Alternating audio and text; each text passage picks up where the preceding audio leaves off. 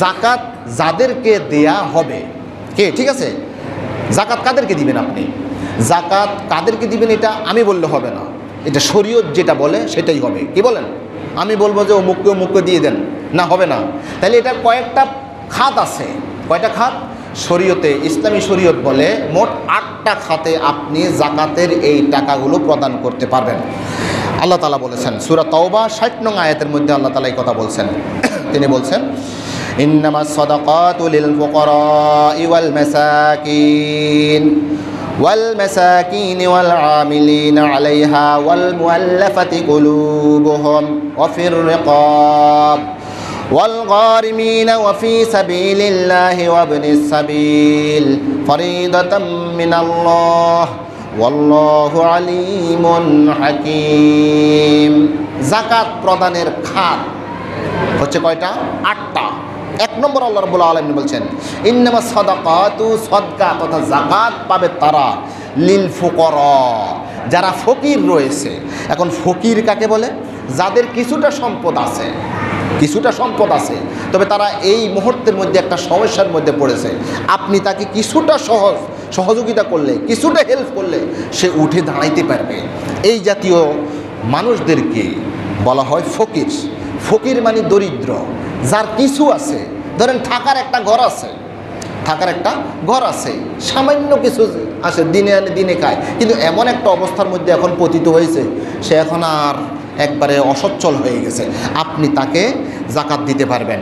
যারা অন্যের মুখাফুকি হয়ে আছে, এদের মধ্যে আপনি ধরেন এতিম শিশু অথবা বিধবা নারী অথবা কোনো বেকার একজন যুবক, শিক্ষিত কিন্তু বেকার, কোনো টাকা পয়সা নাই, ববগুড়ে চলতেছে ফিরতেছে, টাকা সম্পদ আছে, কিছু আছে, কিন্তু তাকে যদি আপনি একটু হেল্প করে দেন সে উঠে দাঁড়াবে। এই জাতীয় মানুষদেরকে বলা হয় ফকির। সাময়িক একটা দুর্ঘটনার মধ্যে পতিত হয়েছে, তার ব্যবসা করেছিল, ব্যবসার মধ্যে লস খেয়ে এমন একটা অবস্থার মধ্যে হয়েছে, অনেক লক্ষ টাকা হয়ে গেছে, ব্যাস তাকে আপনি টাকা দিতে পারবেন। তাহলে ফকির 1 নম্বর খাত হচ্ছে ফকিরকে আপনি টাকা দিতে পারবেন। 2 নম্বর হচ্ছে ওয়াল মিসকিন ওয়াল মাসাকিন, মিসকিনদেরকে আপনি জাকাতের টাকা দিতে পারবেন। মিসকিন তাদেরকে বলা হয় যাদের কিছুই নেই।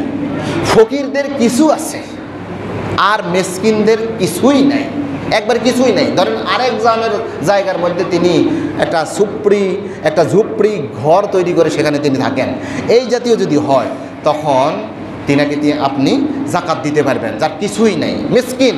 আর এই মিসকিনকে খাদ্য খাওয়ানোর ব্যাপারে আমরা সূরা মাউনের মধ্যেও পড়ি, ওয়ালা ইয়াহুদ্দু আলা তুআমিল মিসকিন। আরেক জায়গার মধ্যে আছে, কাল্লা বাল্লা তুকরিমুনাল ইয়াতীম ওয়ালা তাহাদ্দুনা আলা তুআমিল মিসকিন। তাহলে ফকিরকে দিতে পারবেন আপনি, মিসকিনকে দিতে পারবেন। এরপরে আসেন জাকাতের জাকাতের কর্মচারী, জাকাত যিনি কালেকশন করেন, যিনি বিলি করেন, এই জাতীয় কর্মচারীকেও আপনি জাকাত দিতে পারবেন। তাহলে বোঝা যাচ্ছে যে এই জাকাতের সিস্টেমটাই হচ্ছে সরকারি ব্যবস্থাপনার মধ্যে এই কাজটা করতে হয়। হ্যাঁ, এই জন্য আল্লাহ রাব্বুল আলামিন একটা আয়াতের মধ্যে বলছেন, আল্লাযীনা ইম্মাক্কান্নাহুম ফিল আরদ আকামুস সালাতা ওয়া আতাউজ যাকাতা ওয়া আমারু বিল মারুফি ওয়া নাহাউ আনিল মুনকার ওয়ালিল্লাহি আকিবাতুল উমুর। যাদেরকে আমি নেতৃত্ব দেই, কর্তৃত্ব দেই, ক্ষমতা দেই, তাদের কাজ হচ্ছে 4টা। আমি একটা জুমার মধ্যে বলেছি, আকামুস সালাত, তারা সালাত প্রতিষ্ঠা করবে, ওয়া আতাউজ যাকাত, এবং জাকাত প্রদান করবে, জাকাত ভিত্তিক এই অর্থ ব্যবস্থা তারা কায়েম করবে। জাকাত নিবে, দিবে, কে পাবে তাদেরকে দিবে, কার থেকে আমি জাকাত নিতে পারবো, কে জাকাত দাতা তাদের থেকে কালেকশন করবে। এই জাকাতের মধ্যে যারা কর্মচারী, জাকাত ব্যবস্থার মধ্যে যিনি কর্মচারী, সেই জাকাতের টাকা থেকেই ইনার বেতনটা দিতে পারবে। এরপর হচ্ছে কয় নম্বর বললাম? 3 নম্বর বললাম, ওয়াল আমিলিনা আলাইহা ওয়াল মুআল্লাফাতি কুলুবুহুম, যাদের অন্তর জয়ী করার জন্য জাকাত দেওয়া হয়, এদেরকে বলা হয় মুআল্লাফাতু কুলুবুহুম। ধরুন আমাদের সমাজের মধ্যে হিন্দু আছে, বৌদ্ধ আছে, খ্রিস্টান আছে, তাদেরকে যদি জাকাতের কিছু টাকা তাদেরকে দিই, তাহলে তাদের মনটা একটু বড় হবে। মনটা বড় হলে আশা করা যায় সে ইসলামের মধ্যে প্রবেশ করবে। যদি এমনটি হয় তাহলে তাকে জাকাত দেওয়া যাবে। অথবা এমন একজন সন্ত্রাসী, এমন একজন শত্রু, মুসলিম না, শত্রু, তিনার এই শত্রুতার কারণে আমরা মুসলমানরা অনেক কষ্টের মধ্যে আছি। তো ইসলামী সরকার মনে করবে যে আমি যদি এদেরকে যদি কিছু টাকা দিই তাহলে তাদের অন্তত শত্রুতা থেকে বাঁচতে পারবো। এই জাতীয় যদি সরকার উপযুক্ত মনে করে তাহলে ওয়াল মুআল্লাফাতু কুলুবুহুম, অন্তর জয়ীর জন্য, হৃদয়ে জয়ীর জন্য, তাদের অন্তরকে আমাদের দিকে ঝুঁকানোর জন্য এই অবস্থায় আপনি জাকাতের টাকা দিতে পারবেন। হ্যাঁ, এখানে কিছু কিছু ইমাম বলেছেন এই সিস্টেমটা বর্তমান সময় নাই, যে ইসলাম এখন পরিপূর্ণ হয়ে গেছে, আরেকজনের মন জয়ী করি ইসলাম চলবে, এটা এমন অবস্থা নয়। তবে প্রকৃত কথা হচ্ছে এখন পর্যন্ত এই সিস্টেমটা রয়ে গেছে। যদি আপনি শত্রুর পক্ষ থেকে যদি আপনার ইসলামের উপর, মুসলমানদের উপর, নামাজ রোজার উপর আক্রমণের কোনো আপনি কি করেন, আপনি যদি আশঙ্কা করেন তাহলে তাদেরকে আপনি জাকাতের টাকা দিয়ে তাদের মনকে নরম করে আমাদের বিরুদ্ধে যেন না যায়, জাকাতের টাকা আপনি দিতে পারবেন। ওয়াল মুআল্লাফাতু কুলুবুহুম 4 নম্বর। 5 নম্বর হচ্ছে ওয়াফির রিকাব। রিকাব মানে দাসত্ব থেকে মুক্তির জন্য। বর্তমান সময়ে আমাদের পুরো বাংলাদেশের মধ্যে কেউ দাস অবস্থার মধ্যে রয়েছে এমনটি নাই। তবে হ্যাঁ, এখানে আল্লাহ রাব্বুল আলামিন রিকাব বলেছেন গর্দান মুক্ত করা। গর্দান মুক্ত করা মানে ধরুন একজন আলেম জেলখানার মধ্যে আছে বা আরেকজন নিরপরাধ ভাই জেলখানার মধ্যে আছে, কিছু টাকা পয়সা খরচ করলেই উনি জেল থেকে মুক্তি পেতে পারেন, তখন ওনার এই গর্দান মুক্তি করার সেই সিস্টেমের মধ্যে এখনও চলে আসবে। আপনার যদি মনে হয় যে আপনার ওই অমুক বাড়ির ওই যুবকটা অন্যায়ভাবে জেলখানার মধ্যে আছে, কিন্তু যদি কিছু উকিলকে বা সিস্টেম মোতাবেক কিছু টাকা দিয়ে দিলে উনি বের হয়ে আসতে পারেন, যদি এমনটি মনে হয় তাহলে তিনার ওই জেলখানা থেকে মুক্তির জন্য ওয়াফির রিকাব, গর্দান মুক্তির জন্য সেই কাজে আপনি জাকাতের টাকা খরচ করতে পারবেন। কত নম্বর পয়েন্ট?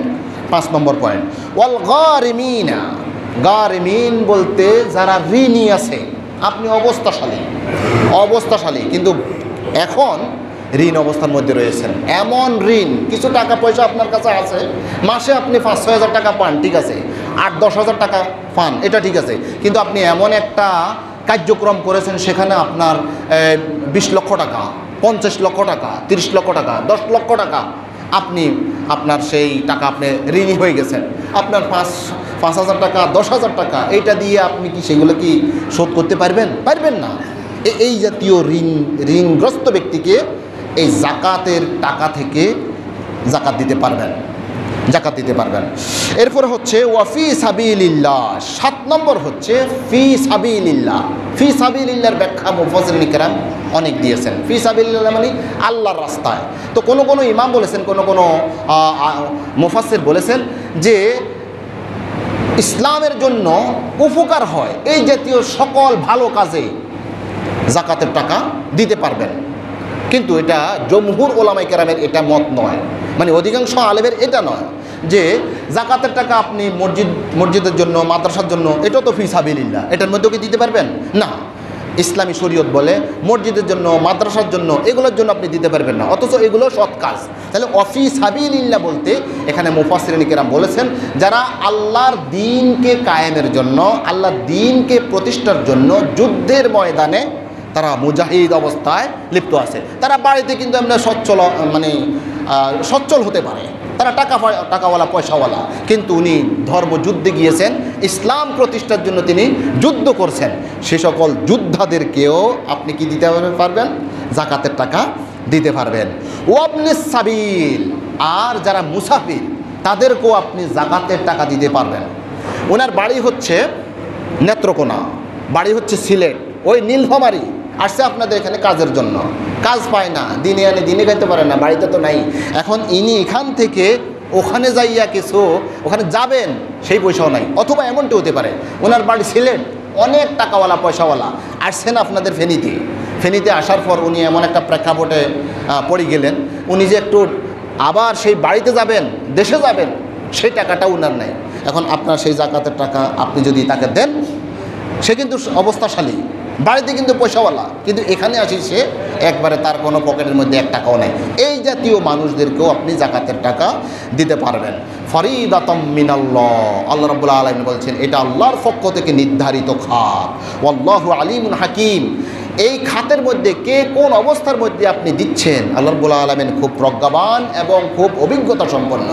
আমি প্রথমেই বলেছি যে জাকাত প্রসঙ্গে কিছু সূক্ষ্ম সূক্ষ্ম মাসালা আছে, এগুলো এভাবে কোনো ধারাবাহিক একটা আলোচনার মধ্যে সব কিছু চলে আসবে এমনটি নাও হতে পারে। এই জন্য আমরা বিজ্ঞ ওলামায়ে কেরাম থেকে, মুফতিয়ানে আযম থেকে আমরা এই জাকাত প্রসঙ্গের চুলসেরা বিশ্লেষণ করে কতটা টাকা আপনার নিকট আছে, কি সম্পদ আছে, কাকে দিবেন, তারপরে আপনি কিভাবে দিবেন, এই জাতীয় মাসলা মাসাইলগুলো আমাদেরকে জেনে রাখা উচিত। তাহলে আজকের আলোচনাটা আমি 3টা পয়েন্টে আলোচনা করেছি।